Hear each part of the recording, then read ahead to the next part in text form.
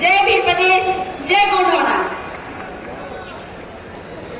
सबसे पहले मैं और मुझे आमंत्रित करने के लिए जो आयोजक समिति है इसका बहुत बहुत धन्यवाद देना चाहूंगी। साथ ही साथ मैं एक बात कहना चाहूंगी कि हम लोग मंचों पर अपने आदिवासियों के साथ होने वाले अत्याचारों के बारे में काफी बात करते आए हैं, लेकिन उन अत्याचारों और जो साजिशें हमको खत्म करने की हो रही है उसका सॉल्यूशन, उसका किस तरह से हमारा उससे बचाव हो सके, हम उसके तरीकों की बात ही नहीं करते हैं। दूसरी बात है कि हम बोलते हैं जल जंगल जमीन हमारा है, ये नारा हम दिया करते हैं, लेकिन ये जल जंगल जमीन हमारा कैसे है इसके बारे में जब किसी से पूछा जाए तो वो मुंह बंद कर लेते हैं। कुछ सालों पहले वर्ष 2016-17 की बात है, माननीय संयुक्त राष्ट्र संघ के जो परमानेंट फोरम के उपाध्यक्ष है फूलवान चौधरी सर, उनके साथ में हम बस्तर छत्तीसगढ़ में गए हुए थे। मतलब उनका ये आगमन पहली बार नहीं है, उनको लेकर हम बस्तर के छत्तीसगढ़ में गए हुए थे, जहां पे जो गोंड आदिवासी है उनकी महिलाओं के साथ में, बच्चियों के साथ में जो फोर्स है वो रेप करती थी और साथ ही साथ में नक्सलवादी बनाकर बच्चों को, छोटे छोटे बच्चों को मार दिया जाता था। उन क्षेत्रों में मानव अधिकार का हनन जो हो रहा था, इस वजह से फूलवान चौधरी सर को लेकर हम बस्तर में गए थे और वहां पर जो मानव अधिकार का हनन हो रहा था उस पर हम लोगों ने बात रखा और ये रिजल्ट निकला कि आदिवासियों के जल जंगल जमीन और खनिज लूटने के लिए ये सारे साजिशें किए जाते हैं। तो इसमें बात हुई, वहां पे काम भी हुआ और तब जाकर बस्तर छत्तीसगढ़ में आज के डेट में कहीं पे भी बलात्कार और जो नक्सलवादी बोलकर जो हमारे आदिवासियों को मारा जाता है वो आज नहीं हो रहा है। तो इस प्रकार से संयुक्त राष्ट्र संघ के पास में जो यूनाइटेड नेशन संगठन है इसके पास में काफी सारे पावर है। तो आज के इस मंच के द्वारा मैं उनको सॉल्यूशन के स्तर पे उनको संविधान को जोड़ते हुए थोड़े जो हमारे जो विचार हैं, हमारी जो प्रार्थना है, उन बातों को मैं रखना चाहूंगी, जो कि मैं पहले भी उनके समक्ष में रख चुकी हूँ, फूलवान सर के समक्ष में रख चुकी हूँ। 2 बार इंटरनेशनल कॉन्फ्रेंस में भी हम गए हैं साथ में, एक बार थाईलैंड और एक बार नेपाल। लेकिन आज इस मंच पर चाहते थे कि फूलवान चौधरी सर भी रहे ताकि इस बात को दोबारा मैं दोहरा सकूं। पहली बात तो ये है कि संविधान में अनुच्छेद 13(5) में हमारे जो संविधान निर्माता थे जयपाल सिंह मुंडा द्वारा, उन्होंने कहा था कि संविधान में हमको आदिवासी शब्द से नवाजा गया, हमको अनुसूचित जनजाति शब्द बिल्कुल पसंद नहीं है। तो संविधान के अनुच्छेद 13(5) में आदिवासी शब्द था जिसको एक साजिश के तहत हटाया गया और अनुसूचित जनजाति शब्द से हमको नवाजा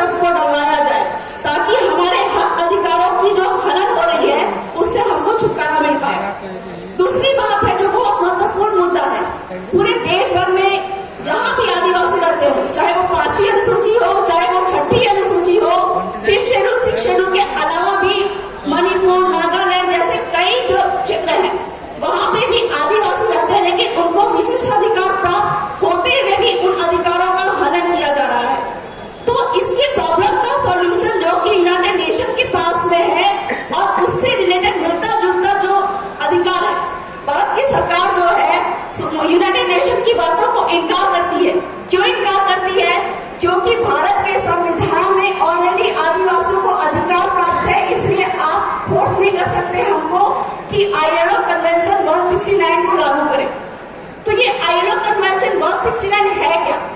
ये ILO कन्वेंशन 169 असल में आदिवासियों के पास में जो स्वशासन का अधिकार है, जिसको अंग्रेजी में बोलते हैं सेल्फ डिटर्मिनेशन।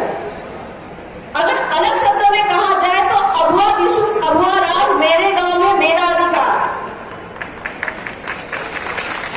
ये मेरे गांव में मेरा अधिकार, मावा मान्य मावा राज, इसका जो अनुपालन या इसका जो कहा जाए कि संयुक्त राष्ट्र संघ भी इस चीज को मान्यता देता है, किसमें?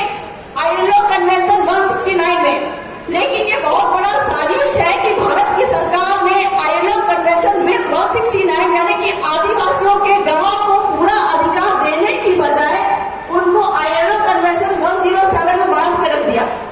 107 का मतलब होता है, 107 का मतलब होता है कि आदिवासियों को आधे अधूरे जो अधिकार देके उनको ठग दिया, और हमारे जल जंगल जमीन पे जो हमको पूरा अधिकार का पावर जो संयुक्त राष्ट्र संघ भी देता है, वो चीज मानने से इनकार किया। तो संयुक्त राष्ट्र संघ से हमारा ये अनुरोध है कि भारत की सरकार को बताए कि भारत के संविधान के अनुच्छेद 244(1) यानी कि 5वीं अनुसूची और 6ठी अनुसूची, और जो मणिपुर नागालैंड में जो एक आर्टिकल है 371 और 372, ये दोनों के तहत आदिवासियों को संविधान में पूर्ण स्वशासन का यानी कि मेरा गांव मेरा अधिकार, यानी कि मेरे देश में मेरा राज, मेरे गांव में मेरा राज का पूर्ण अधिकार प्राप्त है। जल जंगल जमीन और खनिज में पूर्ण अधिकार प्राप्त है। तो इस प्रकार से संयुक्त राष्ट्र के जो रिप्रेजेंटेटिव यहाँ पे मौजूद है, इनसे मैं अनुरोध करूंगी कि प्रॉब्लम आदिवासियों के प्रॉब्लम के सॉल्यूशन के लिए जो आदिवासियों के गांव में उनका राज वाला जो स्वशासन व्यवस्था है यानी कि ILO कन्वेंशन 169 है, इसको लागू करने के लिए भारत की सरकार को बाध्य करें, उनसे अनुरोध करें, ताकि हम आदिवासी जो रोज के रोज अपने ही घर पे बेघर होते जा रहे हैं, उससे हमको छुटकारा मिल सके। तो बहुत ज्यादा तो मैं नहीं बोलूंगी, जितने भी अधिकार है हमारे गांव को मिल रही है, और अगर हम अपने गांव का सशक्तिकरण कर देते हैं तो किसी के सामने में भी, किसी भी सरकारों के सामने में हमको हाथ फैलाने की जरूरत नहीं पड़ेगी। तो अपना विकास, अपने गांव का विकास और अपना विकास हम खुद कर सकते हैं। चलिए, मैं बहुत ज्यादा नहीं बोलूंगी, इतना ही कहकर मैं अपनी बातों को विराम देती हूँ। धन्यवाद।